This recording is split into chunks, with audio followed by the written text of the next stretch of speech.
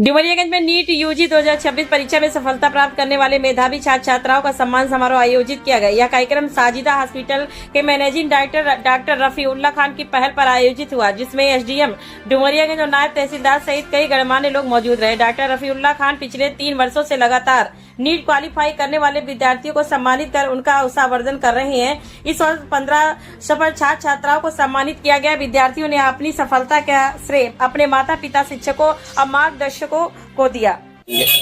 बहुत खुशी हुई। रफीउल्लाह डॉक्टर साहब और साजिदा अफरीदा खातून साहब का बहुत बहुत शुक्रिया और बहुत खुशी है। और हमारी मेहनत और हमारे एजुकेटर्स और घर वालों का बहुत सपोर्ट रहा है पूरी जर्नी में, और मैंने खास करके मैं अपने माता पिता को इसका श्रेय देना चाहूँगा। कितने अटेम्प्ट में पास किया आपने? ये मेरा सेकंड अटेम्प्ट था। मैंने फर्स्ट अटेम्प्ट 12th के साथ दिया था, ये मेरा सेकंड था।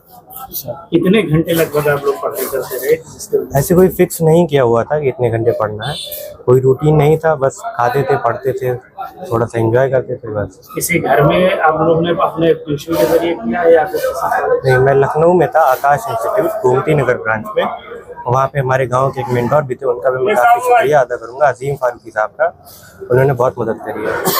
इस सफलता का श्रेय किसको देना चाहेंगे और आगे आपका सफर क्या है? सफलता का श्रेय मेरे माता पिता को सबसे पहले जाता है, और उन्होंने बहुत सपोर्ट किया है। और हमारे गांव वाले, हमारे जो रिलेटिव थे, रिश्तेदार थे और जितने भी एजुकेटर्स थे, सभी का शुक्रिया अदा करूँगा।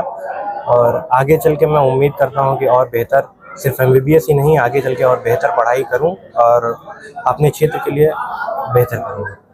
रिद्धि कमलापुरी, डुमरियागंज। आज आप लोगों को सम्मानित किया गया है, कैसा लग रहा है और क्या कहेंगे? मुझे बहुत अच्छा लग रहा है और मैं दोनों डॉक्टर साहब को पहले थैंक यू बोलना चाहूँगी। दोनों मैम ने इतना मतलब हौसला बढ़ाने वाला काम किया है। ये बच्चों के लिए बहुत ही हमेशा याद रहने वाली बातें हैं कि उन्होंने साजिदा हॉस्पिटल पे बच्चों का हौसला बढ़ाया है सम्मानित करके।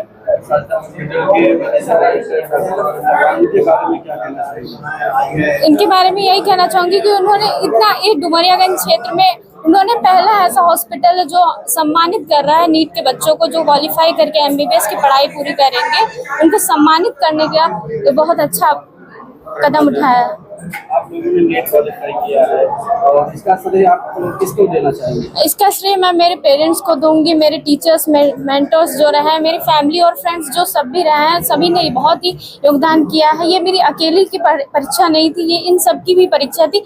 इन्होंने भी बहुत मेहनत किया है। मेरी मेहनत तो केवल शिक्षा की तरफ थी, लेकिन मेंटल हेल्थ सपोर्ट ये सारे मेरे पेरेंट्स और मेरे टीचर्स, मेंटर्स के जाता है।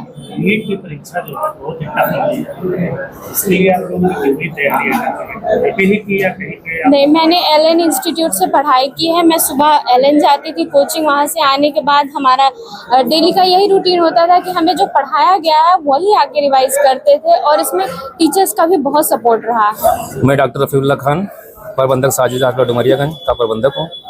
विगत वर्षों की तरह मैंने इस वर्ष भी जो नीट क्वालिफाई बच्चे हमारे हैं उनको मैंने सम्मानित किया है, उनका उत्साह बढ़ाया है, और इस तरह मैं विगत वर्षों से करता चला रहा हूँ, आगे भी करता रहूँगा। बच्चों की मैं उज्जवल भविष्य की कामना करता हूँ। और इस बार जो हमारे नीट क्वालिफाई 15 बच्चे हैं, पिछली बार से काफ़ी बच्चे हमारे बढ़े हैं डुमरियागंज तहसील में, और मैं सब बच्चों की उज्जवल भविष्य की कामना करता हूँ।